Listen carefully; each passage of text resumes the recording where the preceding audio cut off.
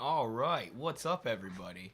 Welcome to the Eddie Liger Power Hour. Now coming at you from a different angle and with a new background.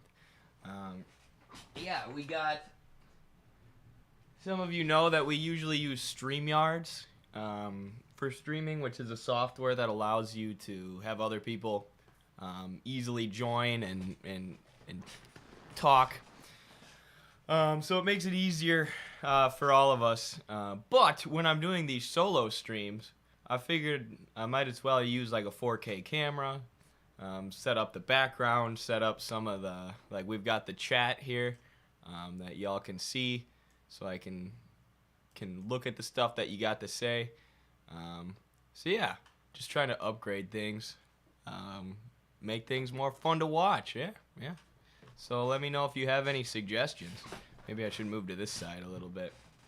I don't know. Not much for production or production value or making things look nice, but doing what we can out here. If anyone wants to be the Midwestern Marx producer, just hit me up because we could use it. But yeah. This just came on in time for my workout. Yes, nice, Vegan Marks. Good afternoon, everyone. Good afternoon, Christopher Romero. Got a great show planned for you to use today. Our first Streamlabs stream should be a good one. I got some good videos to react to. However, I don't have a ton of videos lined up to react to. So if you have anything that you'd like us to cover, or like me to cover or react to, go ahead and send it in the chat, and I'll try and get to it.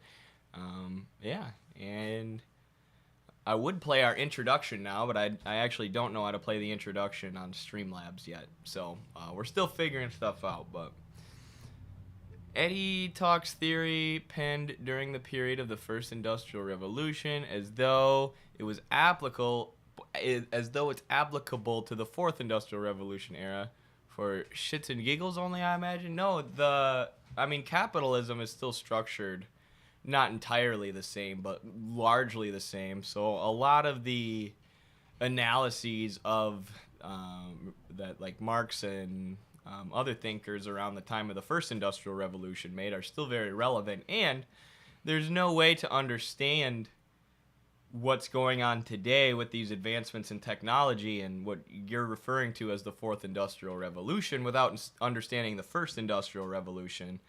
As well as the second and the third. This is the essence of historical materialism, right? The technological advancements that we're seeing today that, yes, do change society and change the way humans interact and change the way that capitalism functions, they are worth analyzing, but they have their historical preconditions, right? There are different advancements that led to the technological advancements that we're seeing today.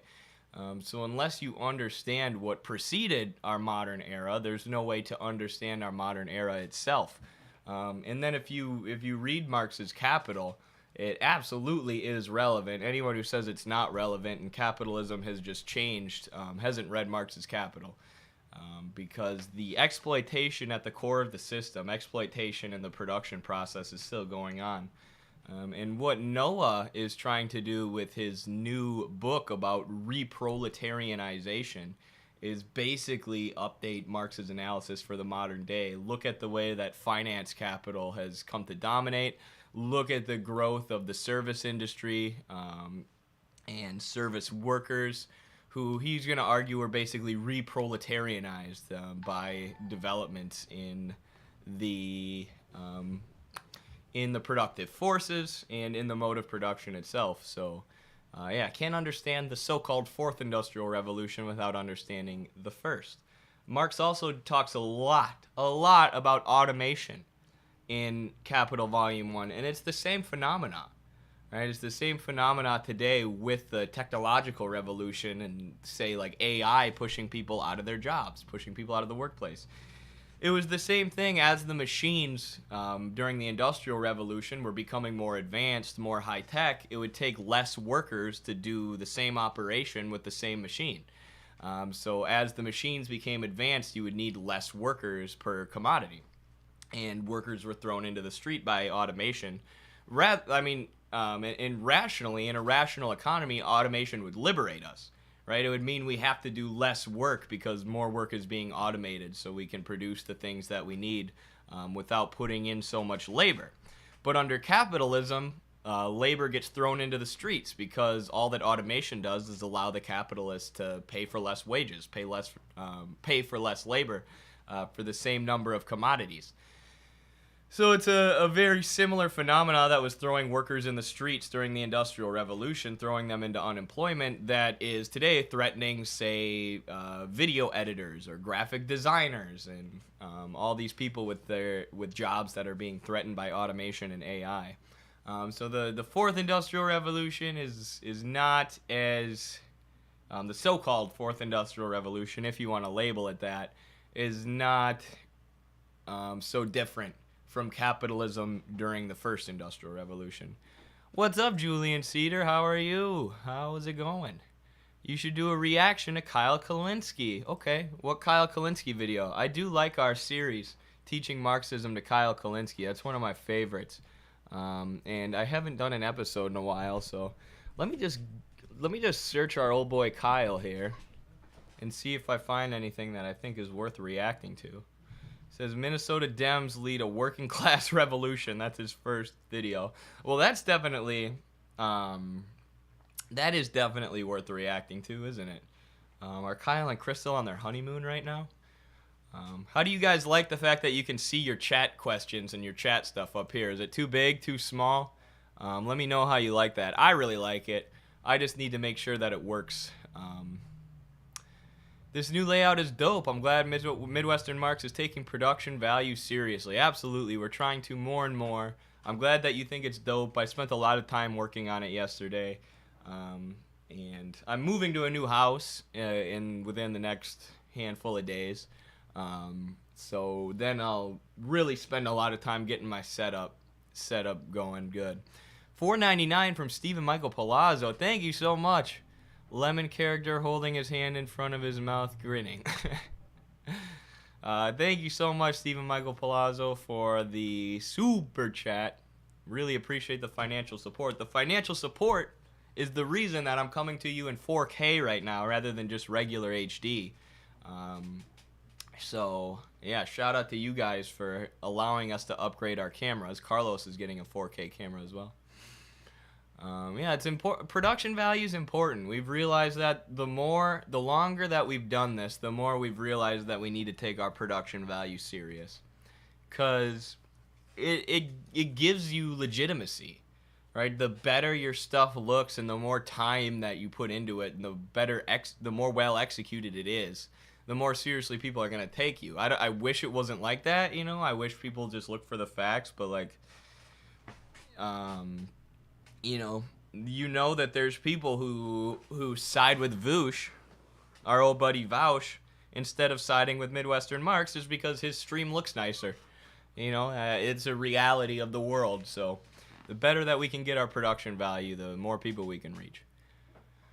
Capitalism is certainly developed, but the primary contradictions in economic relations are still causing the same issue. Right, yeah, and some people will argue that the primary contradiction has transformed from capital versus labor to imperialism, and I've always disagreed with that. Carlos was saying that for a while, but now he disagrees with it. Imperialism is just a development of the contradiction between labor and capital. As capital accumulates and as capital needs to expand and swallow up more labor and swallow up more resources to create more surplus value, it creates the necessity for imperialism. After capitalists have captured all the domestic markets, they need to go abroad. But that still stems from the contradiction between labor and capital. It still stems from the relations of production at the core of the capitalist system, right? And just because we have AI technology, or just because we have those self-checkout machines automating people's jobs away at the grocery store, doesn't mean that the relations of production at the core of our system have changed. And actually, a lot of the problems with automation and stuff like that still stem from the relations of production. Is that what you call educating and organizing the proletariat a workout? It is a brain workout, and a physical workout. Holy cow, I just had a whole bunch of chats show up. Why talk about liberals? We must critique both the progressive and the reactionary. Stalin. Yeah, oh, thank you so much, Ross, for the €5 super chat. Really appreciate that. Look, I got you a little dinosaur. Thank you so much for the support. Yeah, I mean, what does it say on the front of Capital Volume 1? It's a critique of political economy, meaning a critique of liberal political economy. It's ultimately a critique of liberalism and liberal society, which is, liberal society is based on the right to private property, based on capitalism. So it's ultimately a critique of liberalism. And yeah, any pro-capitalist arguments are worth critiquing. I vote in favor of the Kyle reaction. Bet. Works for me. All right, everyone wants it. Eddie, are you from Wisconsin or Iowa? Born in Iowa. Grew up and went to elementary school. Elementary school. I was like 2 years old when my family moved out of Iowa, where I was born. Lived in Wisconsin till I was 18.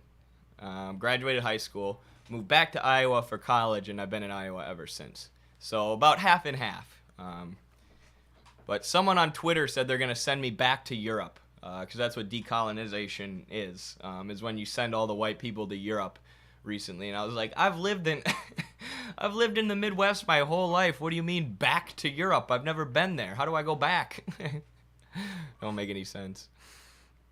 He better not be from Iowa. Go Bucks. I do like Giannis. Antetokounmpo.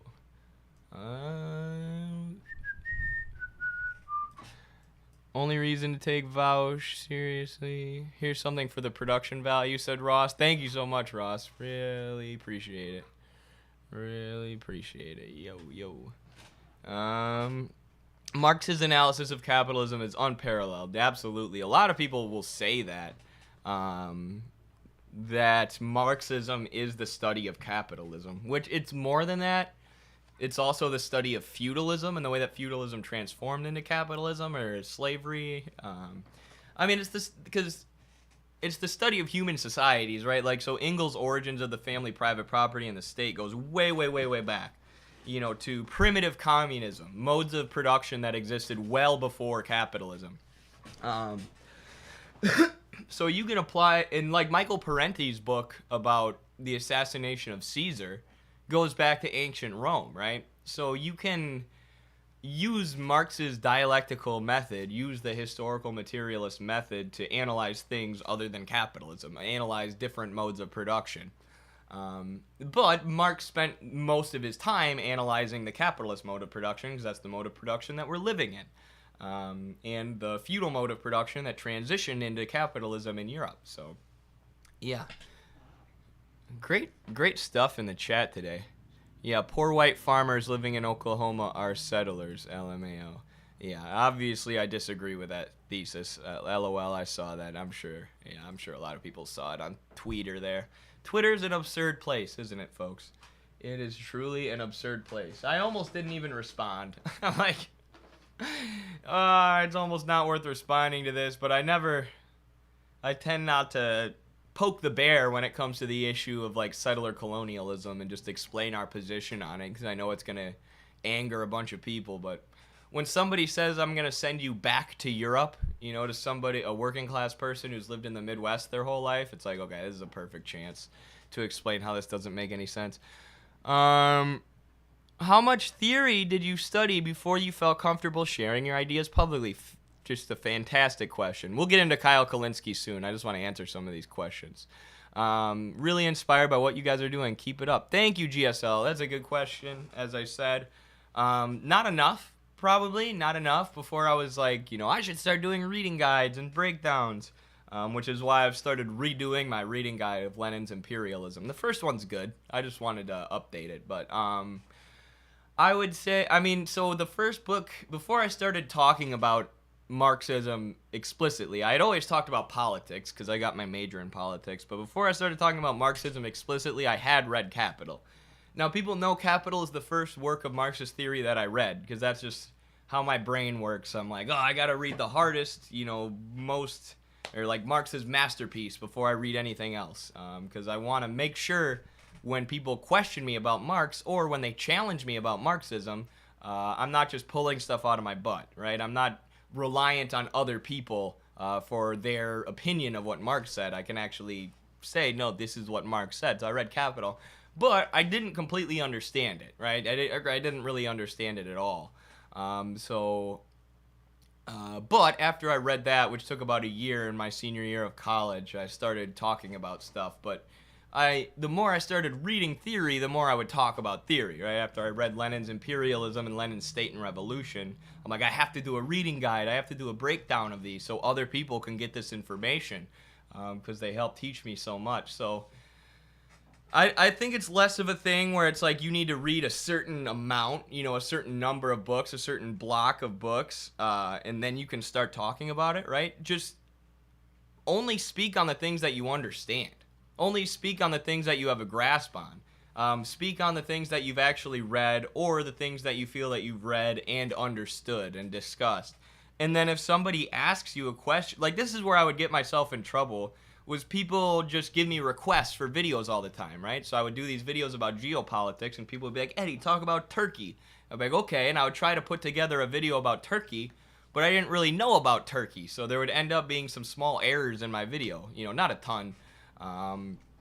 But it took me a while to just start telling people like, I don't know about that. I haven't done enough research on that. I can try and make a video, but I need to do more research first. So just be honest. Be intellectually honest with yourself. Like, that's one thing about Midwestern Marx that I feel like people are drawn to. If we don't know something, we will say it. We will say we don't know something. If we get something wrong, we will admit it. We will say we got that wrong and then try and come to a comment or find the truth or find a middle ground or, figure out what we did wrong, where we went wrong, and change that. Because we're actually interested in getting to the truth.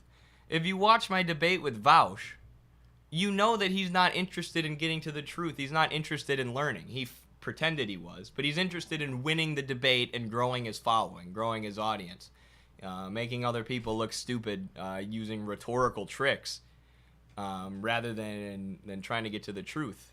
So if there's an issue that Vaush doesn't know about, it's very rare that he'll say, I don't know. He'll just, find or choose his conclusion, decide what his conclusion is, usually whatever the State Department and NATO are saying, and then try and work backwards from that conclusion, try and argue for it no matter what it is. And that's not the Socratic method. That's being a sophist. So we try to use the Socratic method, and we try to be intellectually honest with each other, especially in conversations just between me and Noah and Carlos. Yeah. We have a variety of corn from the town of Tabor, Alberta that is renowned for its sweetness. Lots of imposters come out at harvest time, though you have to look around to get the good stuff. Interesting, Ware. This is the first conversation that we've had about corn in here, I think. Hard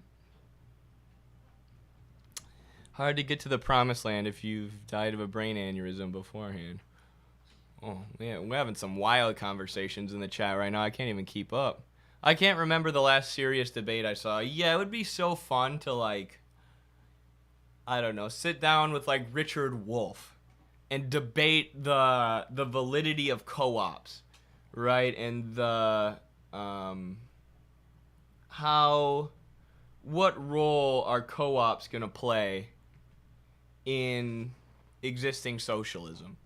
Right, because I know that would be an honest debate. Richard Wolff would be honest. We would be honest. We would both be coming from a place where we want to learn and share information and discuss something where we may have an area of disagreement, with the ultimate goal of building socialism, with the ultimate goal of improving society, feeding the hungry, housing the homeless, giving workers more control in the workplace, making sure they're better paid. All these goals that we consider very basic to our politics, rather than debate someone who's a dishonest actor or someone who thinks capitalism is working right now, or any of these goofballs, because they just end up not being serious. But all right, let's go to Do you guys want to watch Kyle Kulinski's Minnesota Democrats lead a working class revolution? Or would you like to see Kyle Kulinski, media finally admits that corporate price gouging caused inflation? I kind of want to watch the inflation one. That seems pretty interesting. Let's do that. Now, you guys remember. All right, Kyle. Hold your horses. Look at that. Look at that cool transition we got there, folks. That's sweet. I got to move this down a little bit, but oops, that's not what I want to do. Oh, no. Oh, no. This is not what I wanted. Dang it. Alright, that might be a little messed up for the time being. Alright, apologies that I messed up our counter there. It's pretty freaking difficult to get that to look right. Oh, here we go. One sec. I might be able to get it now. Make it a little bigger, maybe? Why will it only... That's so frustrating. It will only do that.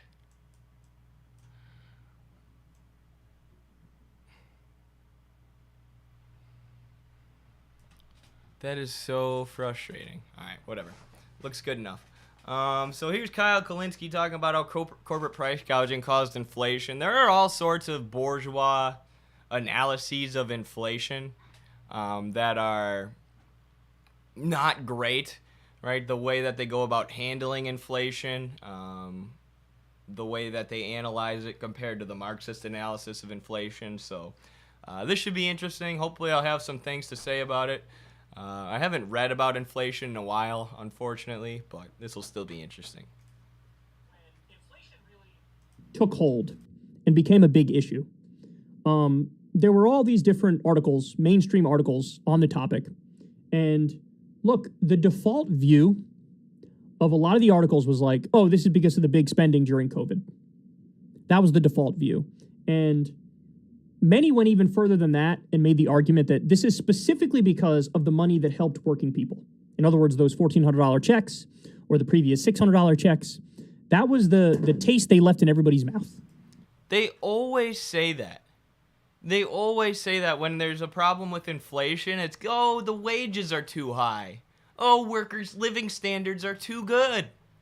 Even though 70% of them are living paycheck to paycheck, while shareholders who don't provide any labor, any value to society are taking millions and millions and millions of dollars home and then jacking up the prices on their commodities so they can continue to maintain those insane profits.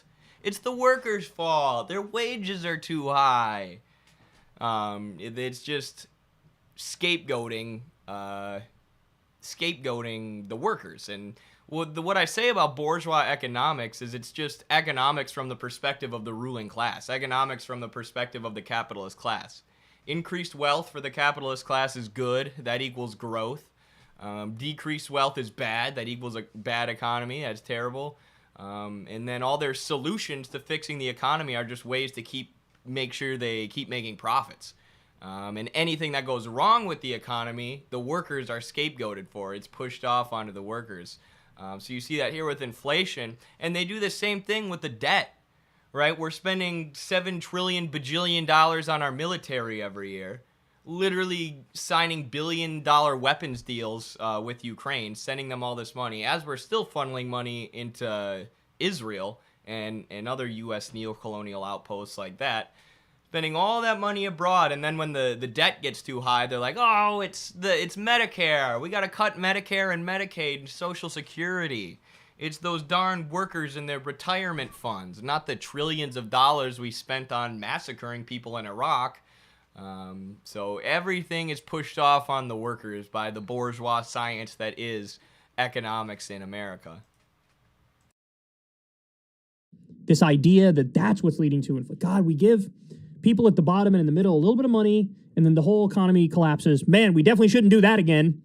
That was like the corporate media default perspective, right? Now, Exactly. It I always fell is. for some of the propaganda, namely that, hey, these big spending bills during COVID, I could theoretically see how that leads to inflation, right? Big spending from the government. It makes sense intuitively. Like, maybe, hey, that's probably what's leading to. Someone in the chat asked what political formation am I a part of and what revolutionary party am I helping to push people into? CPUSA, but at Midwestern Marx we also have a tight relationship with PSL. So I encourage people to join either CPUSA and PSL. I understand neither party is perfect, but the way to improve those parties is to get working class people involved in them, active in them, and actually have a system of democratic centralism. Where the grassroots organizers, the people, are making the decision. So join CPUSA, join me in CPUSA. It's a great party, the party with the most history here in the United States. And I was looking for my wallet to show you my CPUSA card, but I also see people talking about Michael Hudson's interview with Ben Norton in the chat. Maybe we'll watch that after this, because I'm interested to see that. Well, I had a bunch of conversations behind the scenes at the time with people who are economists or just experts on this sort of stuff. I remember talking to Jeff Stein of the Washington Post, who, by the way, does a phenomenal job. He's a great reporter. And what they tried to impress upon me is that is not what's leading to inflation at all. You just fundamentally don't understand the situation if you think it's because of big government spending. In fact, what is much more likely is all of these supply chain woes that we have as a result of the pandemic. That's probably the biggest culprit. And then eventually we learned, oh my goodness, there's now this media hysteria over inflation. So corporations are using that hysteria to arbitrarily raise their prices to pad their bottom line and make more profit. And the term for that was used was greedflation. It's just because corporations are greedy and they want to make more money. So they're saying, hey, we have to raise prices. And they raise prices even though those particular goods, they're not actually. They're greedy, but they also have to do that, because their shareholders are used to being paid a certain amount in dividends or given a certain amount via stock buybacks. So if they don't maintain these massive payouts to shareholders and actually continually increase them, people get angry, investors get angry, and they'll put their money elsewhere. So there needs to be constant expansion. So even as we're clearly approaching an economic crisis and as inflation is getting out of control, partially because of the sanctions on Russia, of course, but there are other factors that go into it too.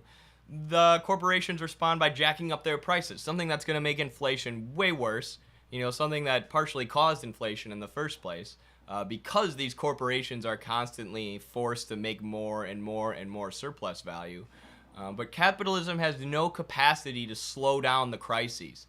It has no capacity to fix itself. The ruling class has no capacity to fix itself. These crises just compile on each other and get worse and worse and worse, and the ruling class is just laser focused on surplus value, more surplus value, which, like I said, is part of what created the inflation in the first place. But the social democrats like Kyle, they always frame it as capitalists are greedy, right? Capitalists are just greedy, and yeah, they are, for sure. That's the kind of psychology that the material conditions of capitalism create. They create a psychology of greed and wanting more money. But they're also forced to act like this, right? This is how the system works. As I said, if they don't continue to make more profit, if they don't continue to make more surplus, they're going to be outcompeted and they're going to go under. Their investors are going to go elsewhere and it's going to collapse. Their business is going to collapse. So if they're not making more and more and more surplus by jacking up prices or pushing down wages or exploiting cheaper labor abroad in another country, then they're going to go under. And that's how the system works. And it's a system that's riddled with crises and contradictions.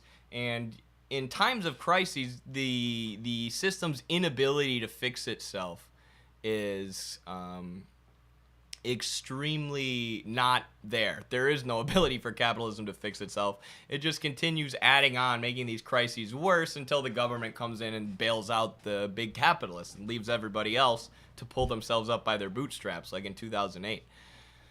James Ed Smith on Twitch says they act like any problem in the economy is just the government spending too much on non-military/police things. Yup. Or it's something that they can fix by twiddling the money knobs at the Fed. Yes, so that's the other thing that they do.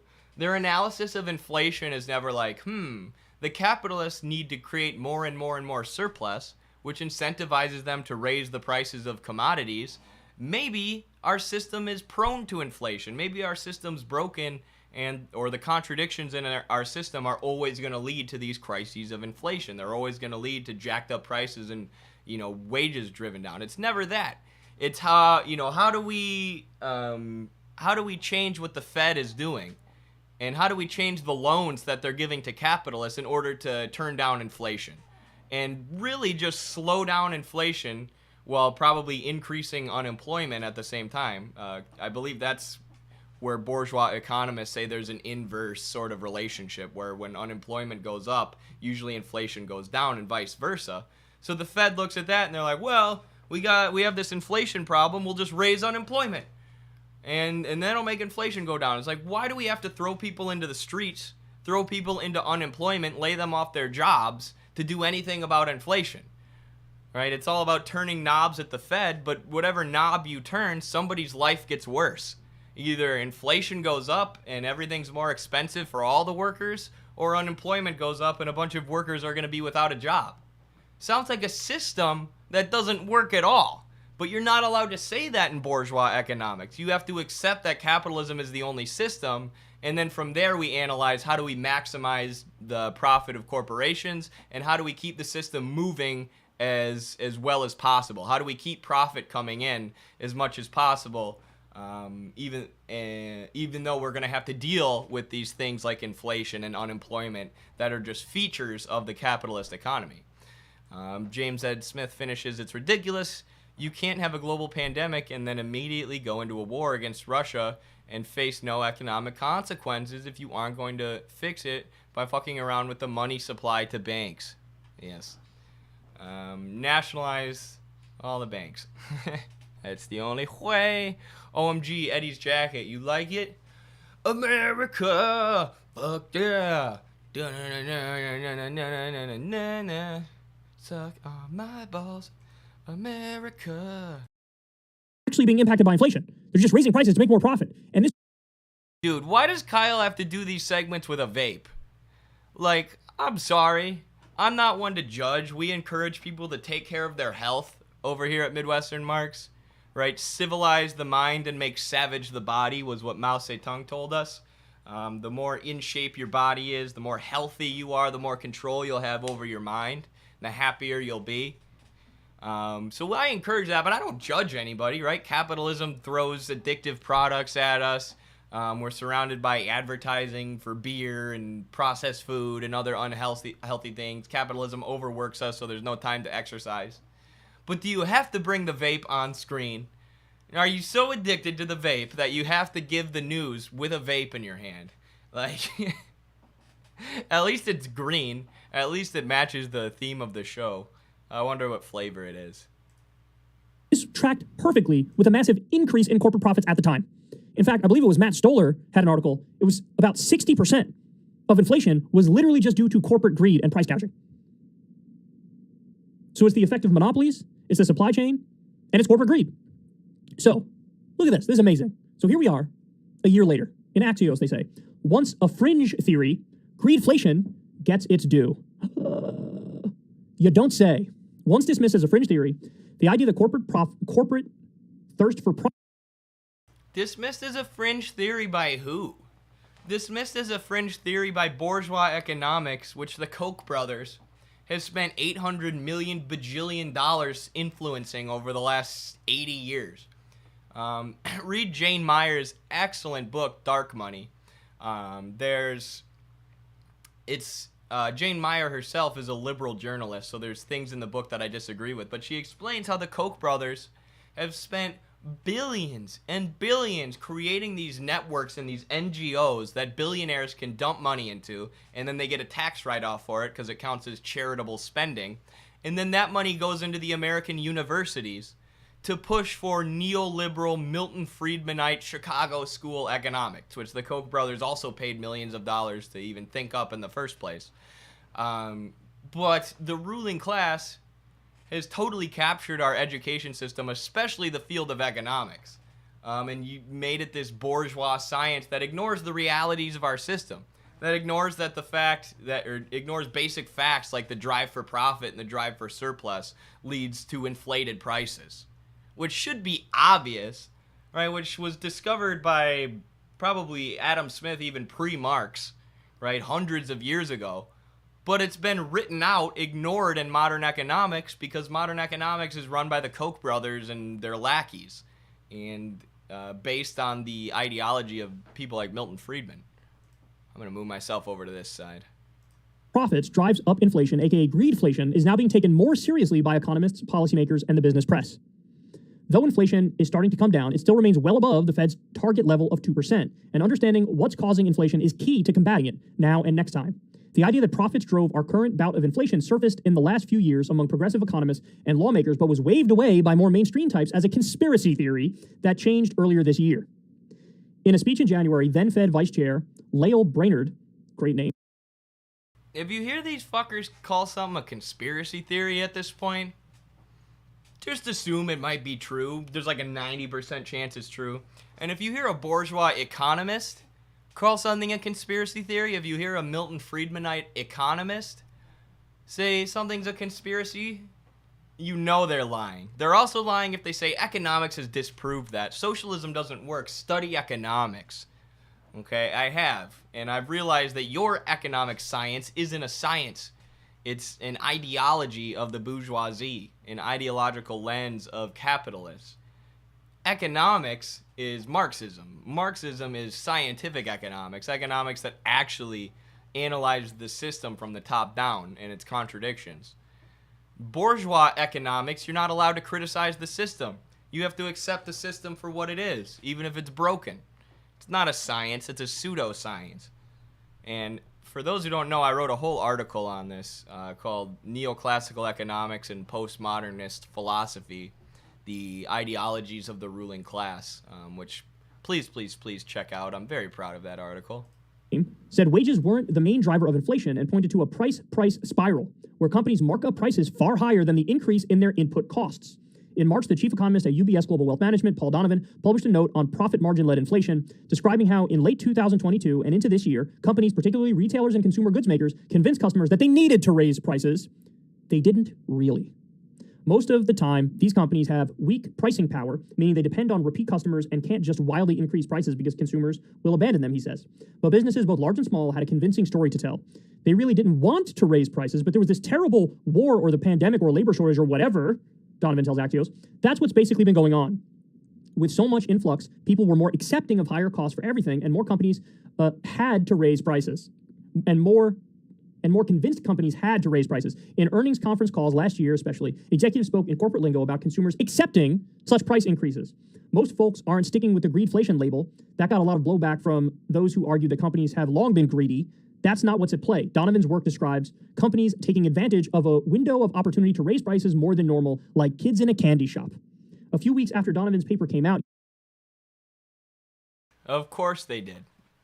Capitalist production, Kyle Kulinski, is the production of surplus value. It is. That's what the capitalists care about. They don't care about inflation.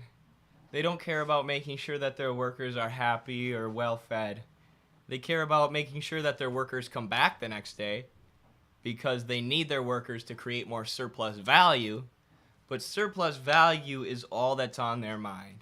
Surplus value is all they care about. This is why Marx calls the capitalists personifications of their own capital, and why he says that capital sort of takes on a life of its own once capitalism gets going.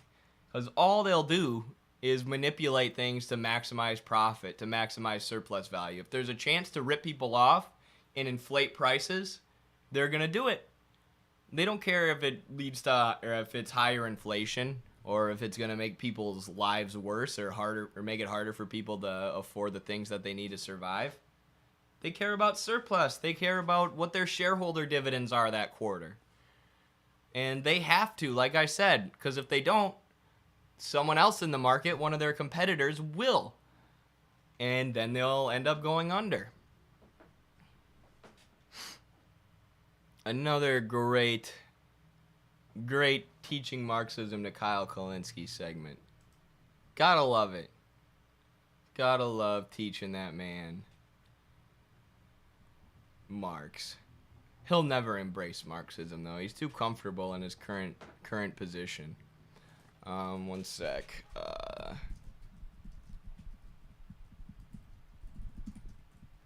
So this is the article I did.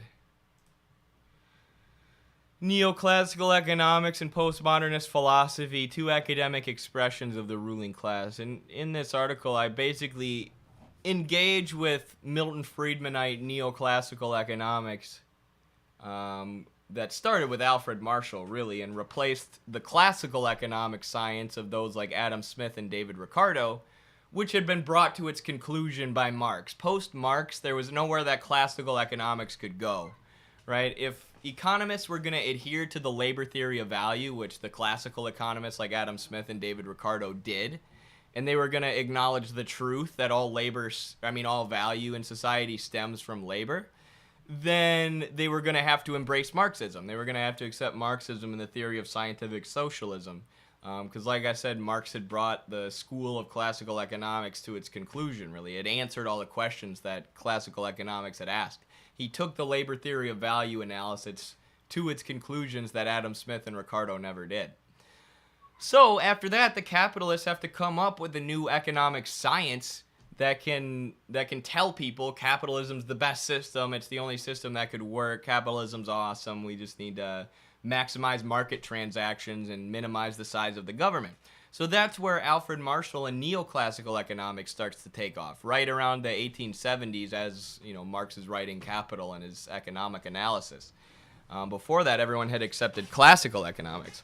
So in this, I basically engage with Alfred Marshall, engage with Milton Friedman, and show that their whole economic science is just sophistry. It's idealism. It's based on nothing other than the idea that capitalism is the best, and we need to dogmatically adhere to the invisible hand of the market.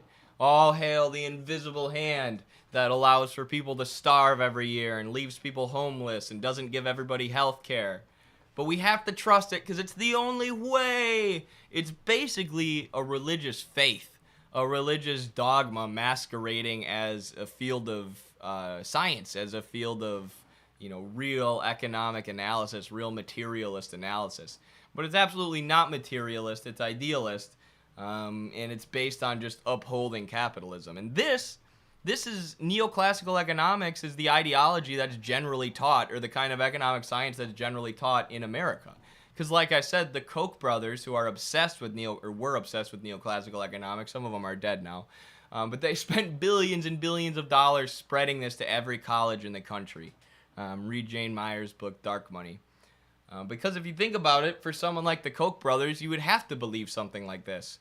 If you're an oil oligarch who made all of your money by exploiting people, who lobbies the government to murder people in foreign wars for your profit, the only way that you can convince yourself that you're not an evil person is by saying, well, this is the only way things could work. Right? Capitalism's the only system that could work. It just needs to be this way. I need to live in luxury off the backs of my workers' labor. They also really liked Ayn Rand, the Koch brothers did, so yeah. Interesting stuff.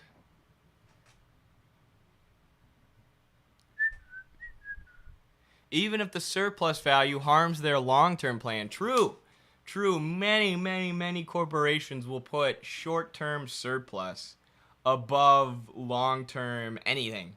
Even long-term surplus. Which is why the banks gave people all these subprime mortgages, right? They were giving people all these loans for houses because it was equaling short-term cash. But then eventually people who couldn't afford to pay back these loans had the default, right? They couldn't pay back the banks anymore. And when that happened in mass, because the banks had loaned so much money to people who couldn't afford to pay interest on those loans, The whole financial system came crashing down. The entire banking system came crashing down before Obama came in and bailed them out because he's a simp for the ruling class and for the finance capitalists. But yeah, that was just a perfect example of them putting their short-term surplus even above their long-term surplus. The camera keeps refocusing. I don't think it needs to. Interesting. Maybe I need to get closer.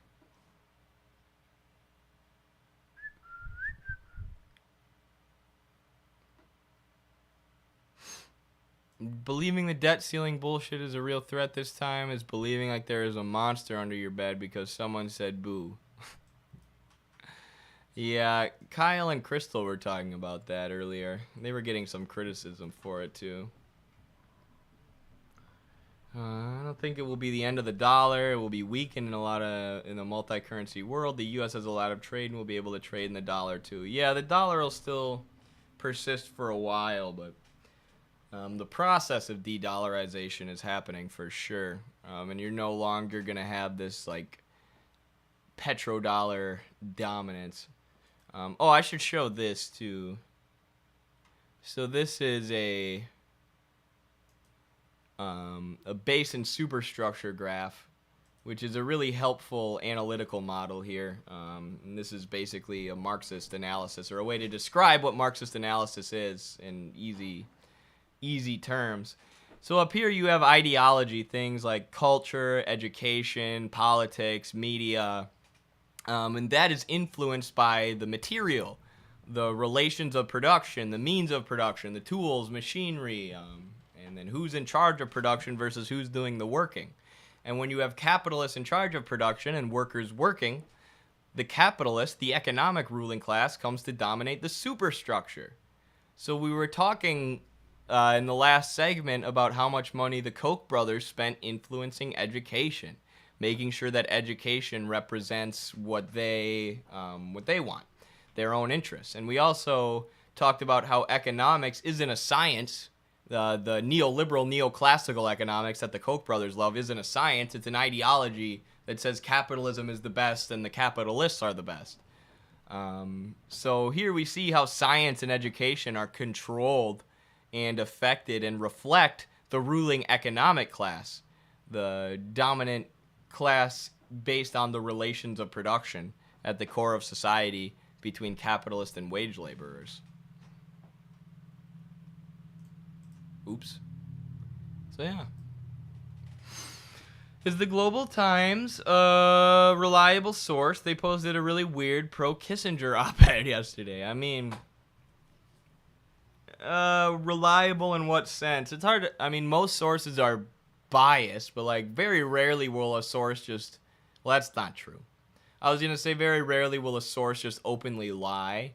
Sometimes they will, but the way to check if they're lying is to go to their sources, right? Especially if it's an op-ed. Like, what are their sources? What are they basing this argument off of?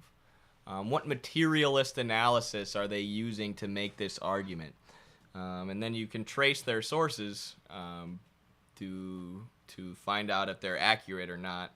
Like with the Xinjiang, China, they were when they were, I haven't seen this in a while, but when they were accusing China of genocide every week, all of these mainstream media news articles were being pumped out about it.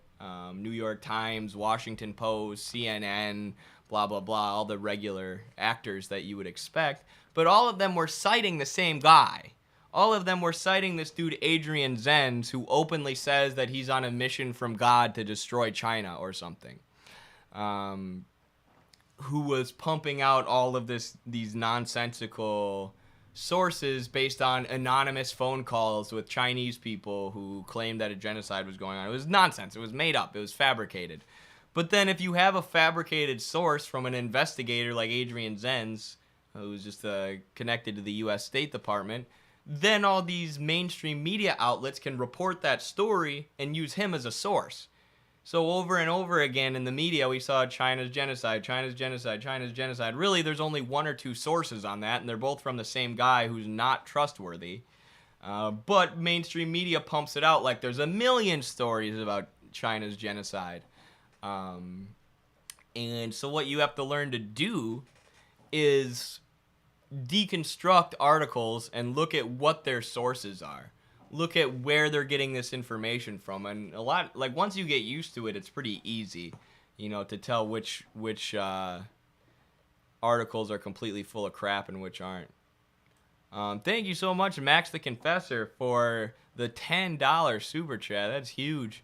Thank you so much. Really appreciate you supporting our show and supporting Midwestern Marks. Like I said, we wouldn't have all this fancy Streamlabs stuff and this nice camera if it wasn't for you guys and your super chats and donations. So thank you. That's all you. Max the Confessor says, there was a good professor I used to have who said that the way to explain China's success is to realize that in the real world, we live in the fourth best world. Pareto improvement need not apply. So what I think is that what you're saying is that we live in reality. So we can't just invent a perfect version of socialism or communism in our heads and then expect countries to live up to that. And China, believing in Marxism and materialism and having that as their worldview, engages with reality and does what they can to maximize their country's growth and maximize their people's happiness in reality. You know, they're not trying to achieve some idealist form of socialism based on something that was written 100 years ago. They're trying to increase the productive forces, improve people's lives, and continue a transition to a classless society. So they're engaging with reality, and a lot of Western Marxists who condemn China as evil and don't see the alleviation of poverty as a success, which is insane.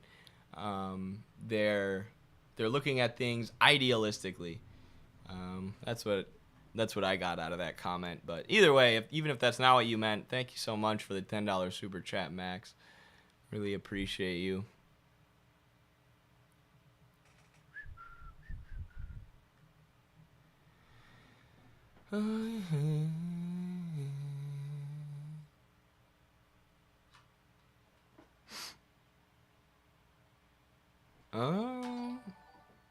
Whoa, another super chat. Thank you, Jesus Christ Superstar. Who knew that Jesus Christ himself supports Midwestern Marks?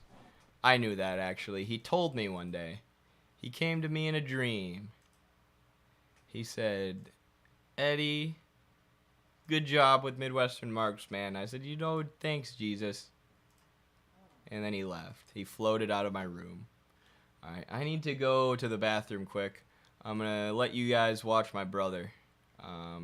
I've showed you so many wrestling matches of myself, and we'll get some more matches of myself soon, but I'm going to let Zeke run the show for a little bit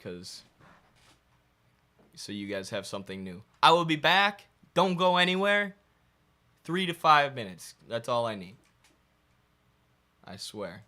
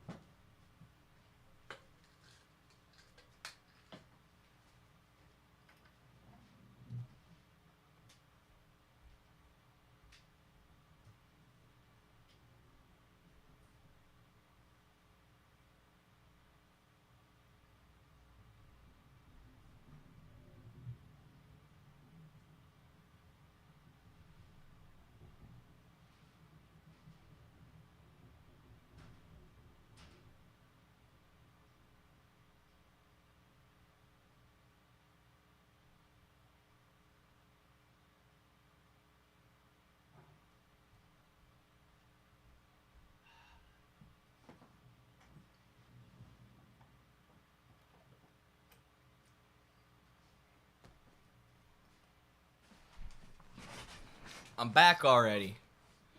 How's Zeke doing? Looks like he's kicking his ass. I picked the match that I knew he won. Alright, well, that didn't take as long as I thought it was going to take, actually. Got a few new super chats while I was gone. Wow. Kyle Pettis super chatted $19.17. Holy crap. Thank you, Kyle. It is a huge Huge super chat. Thank you for supporting our project financially. Hey Eddie, I'm glad I could catch a live stream. I often watch your videos at work and I enjoy your content. Just bought a copy of Carlos's book yesterday. I'm a union truck driver and I get to listen in a lot. That is awesome, man. There's nothing I love to hear more than that.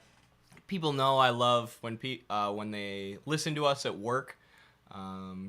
Just to know that Midwestern Marx is infiltrating the workplaces and reaching a lot of people literally at the point of production as they're producing surplus value for the bosses is really great. I just think that's awesome. Really cool that you're a union truck driver. Yeah, there's not a lot of trucking companies, at least I'm not sure where you're from, but in America that are unionized. Most of the truckers are kept as private contractors, so that they're unable to unionize and they have to pay for repairs and stuff on their own trucks. Although there are some advantages to being a private contractor, it's mostly just screws the workers as a whole. But yeah, glad that your workplace is unionized. It'd be awesome to chat sometime and hear about, what you think the problems are in your workplace, what the biggest barriers are to organizing, how your union works, stuff like that. So, yeah, thank you so much for the $20, and thank you so much for supporting the show. This show is made for people like you. Damn, I picked the wrong time for a super chat. I got you. I won't let it pass you up or pass me up. Ashley Herbert, thank you so much for the super chat as well. $1.99. Really appreciate that. Maybe Ashley's watching this at work too. So, very cool. Very cool. All right, I've got something a little interesting for y'all today. Y'all know I like to mix it up sometimes and give some cultural analysis or some analysis of entertainment media and, the TV stuff or music, movies, stuff to keep it entertaining. We love theory, we love reading Marx, but sometimes those books get a little dry and we gotta watch something fun. So recently my roommate introduced me to this show. I actually don't know what it's called, America's Biggest Cheapskates or something, but it's all these people who just hoard money and they save money in any way that they possibly can, to the point of being disgusting, to the point of reusing bath water to cook food and stuff like that. And it grosses me out to watch, but I can't help but see the show as a critique of capitalism. This World Extreme Cheapskates show shows the psychology that capitalism creates, where we all constantly feel like we have to hoard our money. Any money that we have to hoard, save it, not spend it, to the point where it's consumed these people's lives. These people, and I know it's played up dramatically for TV, but these people's lives are consumed to the point where they basically have a mental illness, and they're pushing their family members away from them, their family and friends away from them, to have these addictions. Or to try and do anything they can to save money. They're just obsessed with money, which shows what Marx would call commodity fetishism, where we're surrounded by commodities that are advertised to us all the time. We're in a world of commodities swirling around, and money is the ultimate commodity. Money is the commodity that can be exchanged for any other commodity. It's the universal equivalent. So capitalism creates this thirst, this drive, this desperation in the human psychology to hoard money. Money, money, money, money, money. That's what most music sounds like nowadays. Money, money, money, money, money, money, money. I got money. My teeth are filled with diamonds that cost a lot of money. It's really cool. Money, money, money, money. People are obsessed with money, and that stems from the base of society. That stems from the capitalist system. It's a reflection of the capitalist system in our ideas, as is this World's Extreme Cheapskates show. So let's watch here. This is from TikTok, America's Cheapest Family Part 2. These guys are something else. Marble cake that you would get at a bakery. Sorry. Eclectic. The colors look like a marble cake that you would get at a bakery. It brings character to the neighborhood. And the kickboard at the bottom, that's probably holding the whole fence together. It's not even in the right place. It's gonna need to be a little bit closer to the bottom. I'm not adverse to making some changes, but everything has to be taken into consideration with budgets and costs. This is our main living room. Well, number one, no furniture. This won't work. You've got to stage this room. Stage how? Well, a beanbag, an ottoman. I mean, you've got to have furniture here. They don't have any furniture. They don't have anywhere to sit. They don't have a TV. So this is what I mean, where these people are sacrificing family time and they're sacrificing like basic comforts in their lives so that they can hoard more money. Hoard, hoard, hoard, hoard. And one of Marx's most famous quotes is under capitalism, relations between people become relations between things. Right? So these guys are more concerned with their things, more concerned with hoarding money than they are with having a nice living room where their family can hang out, where people can be together and enjoy life. Money's more important than people. Relations between people become relations between things. Wow, Kyle sent another huge super chat, 19 bucks. Thank you so much. I actually would love that. Our shop is facing a strike soon, and I also organize for the union when not working, so I interact with hundreds of workers and would love to discuss how to educate them further. Holy crap, that's awesome, Kyle. Congrats. You are doing the Lord's work. Keep it up, man.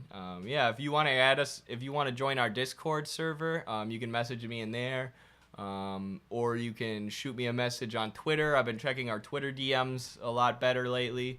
Midwestern Marks or the Eddie Lager Twitter. I'd love to have a conversation with you about that and even bring you on the show if you're willing. We're going to start having people on the show soon to have conversations over Discord. So, yeah, we got that set up recently. But, yeah, thank you so much, Kyle. Really, really, really appreciate you.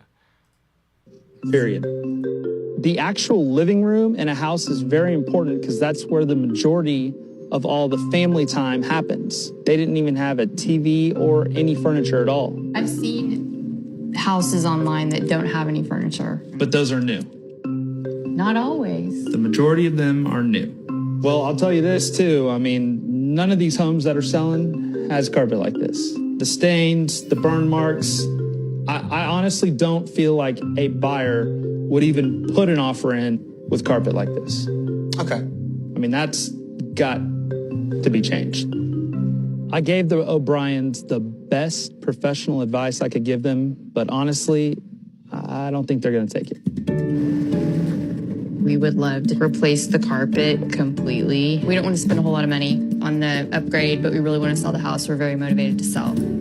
Joe, Sean O'Brien. Good to meet you, sir. Hey, Joe. This is my wife, Melanie. Good to meet you, Melanie. So looking at 1,000 square feet, in something like this piece of carpet here, we'd probably be looking at about a $4,000 budget.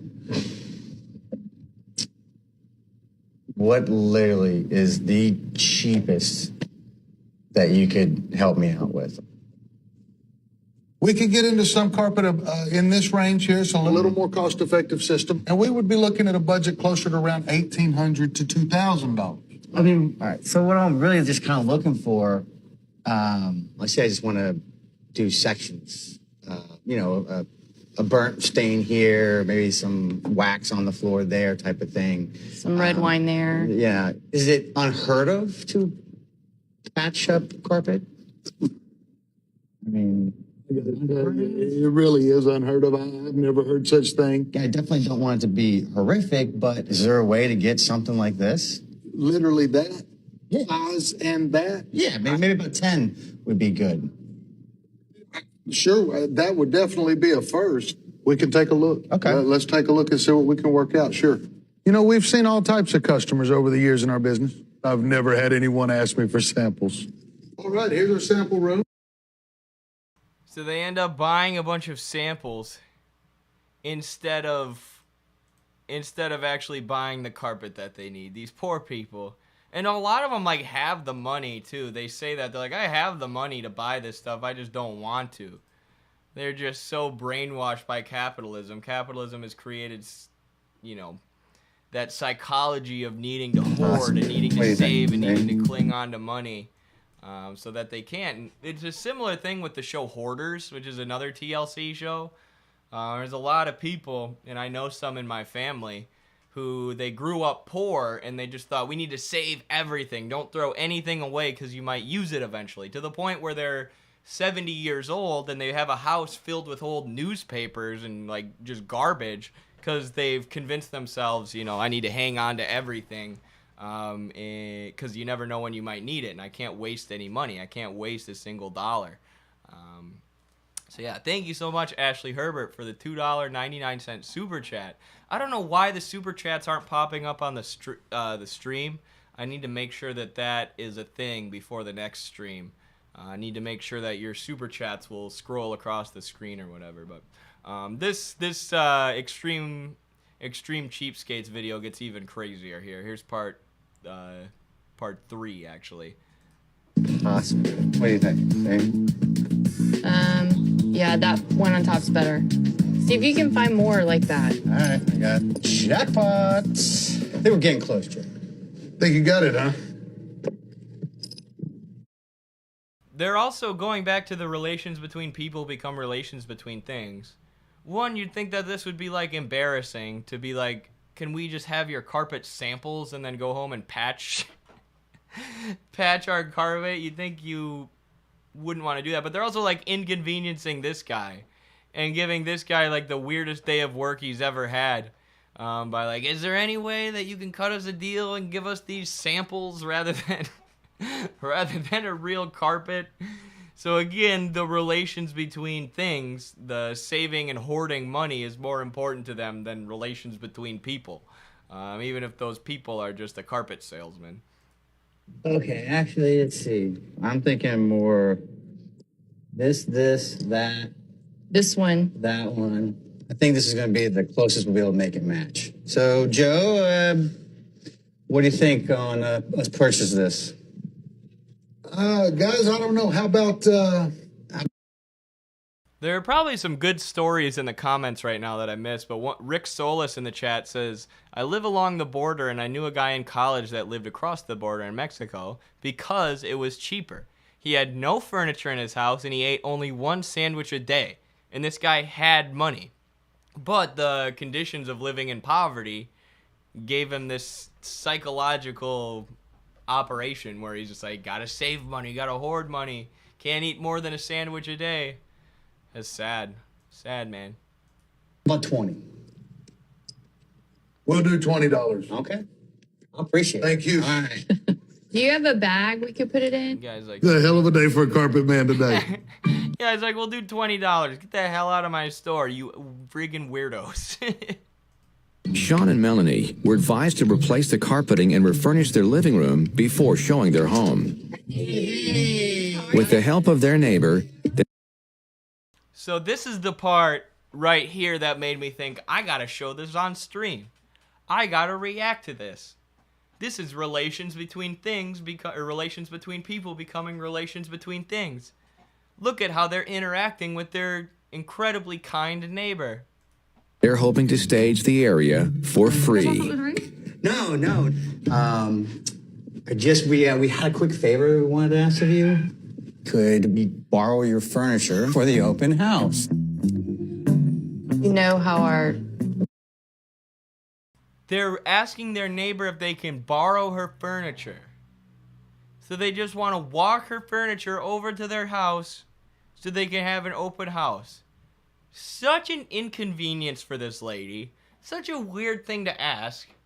Right? One of the worst parts about moving, if you have anything expensive, which I don't, but if you did, is that you don't want to ruin it. You know, if you've ever helped anyone move out of their house, you got to be very careful not to scratch up their nice furniture and their antiques. And now this neighbor has to sacrifice her nice things because her crazy neighbors are too cheap to buy furniture. And it's like, what about this lady? What about her furniture? Right? She spent all this money on nice furniture.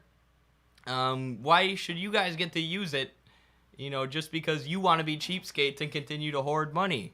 But that's the thing, they don't even think about that because relations between people become relations between things in capitalism. And they care more about their things, they care more about hoarding money than they care about this relationship with the neighbor. And they'll just use the neighbor, it's not manipulation, I guess, but they'll use the neighbor's kindness to maximize their own money hoarding. Living room looks now. And you're This is how capitalism, this is the psychology that capitalism creates to the utmost degree. close by, and you've got such great furniture. We just really love to use yours if you don't mind. Okay, like what are you thinking? Yeah, I was thinking the couch, the nice coffee table. All right. I'm trusting in you. Okay, oh my God, Mark's gonna kill me. Got it? She said her husband's gonna kill it. I was thinking, like, I would just be like, no, get out of here. Like, I understand being nice, but, like, I'm not gonna let you carry all my furniture out of my house for your open house. Just get some furniture. But I guess, I don't know, I could see my girlfriend, if someone asked her this, like, saying yes, and then I would be like, what the hell? Why do they need our furniture? No more to your left. Got it? Can you stop for a minute? Of course. Go at your pace. 1, 2, 3. Rather than hire professionals to replace their entire carpet, Sean taxed down their $2 samples himself. All right. Honey!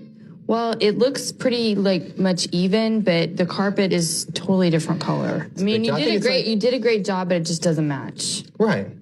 We knew it wasn't gonna 100% match. We are so excited now that we made these changes. It's good. Center it with the couch. Perfect. And we cannot wait for people to come in and see our house. Honey, is this straight? Yes. I think it's gonna be great. I'm excited about our open house. Bye. To avoid the realtor fees, Sean and Melanie placed That lady has major crazy eyes. I'm excited for our open house. I'm really excited for people to see the carpet that we just quilted.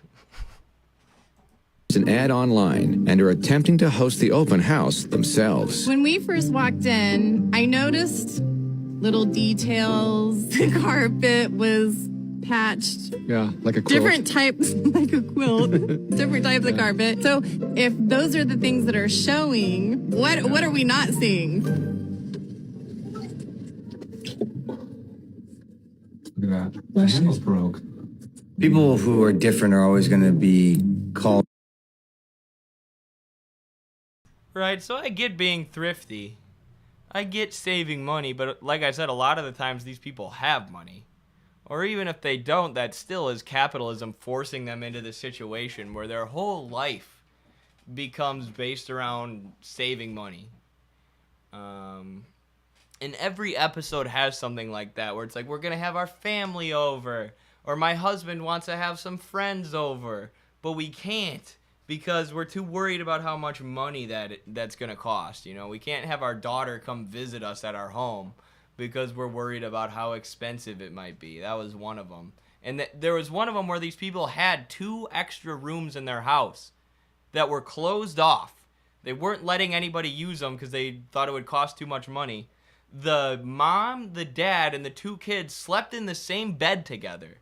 In the same room together, like 4 peas in a pod, just laying there, as there are 2 bedrooms being unused. And then when this lady's daughter comes to visit her, she's like, I'm not opening up those bedrooms for you. That's too much money.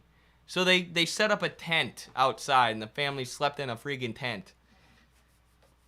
So, again, those are people who have enough money, but this became an obsession, almost like a mental illness, saving money, to the point where they're ruining the relationship with their daughter. They were literally ruining the relationship with their kids. And it's sad. It's sad, but that's what capitalism incentivizes. Chase money, chase money, chase money, hoard money. You never know when there's going to be a financial crisis and you're going to need that money. And if you don't have it, you're going to be screwed. You're going to be bankrupt. It's a constant state of anxiety that we're in under capitalism, and these guys are desperate. Uh-oh. Is there any audio? Do we get a copyright strike? What happened?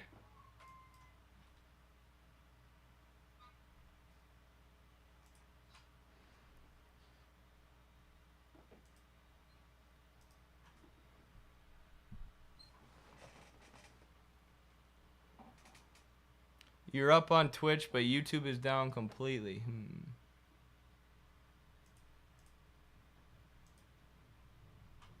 Interesting.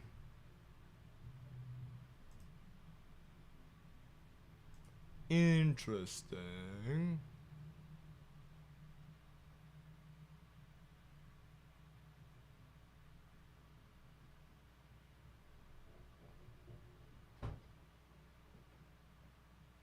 I'm gonna try and figure that out. I guess that's where I'll end the stream for today, folks. Oh, I'm back? I'm back! Alright. Interesting. I didn't get...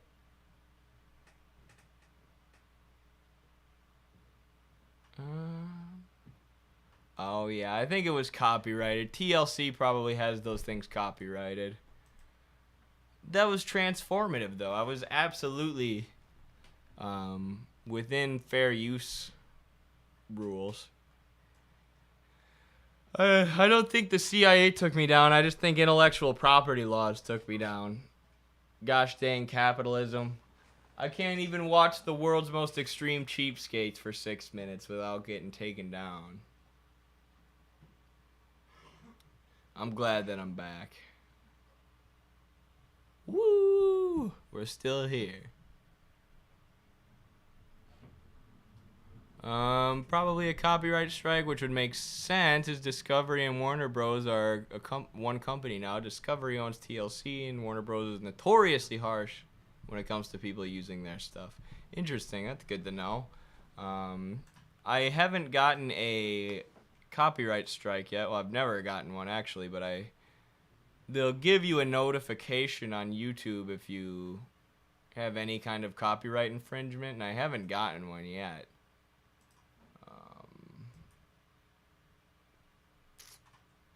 So that's good. Hopefully we don't get a strike on our channel. That would be unfortunate.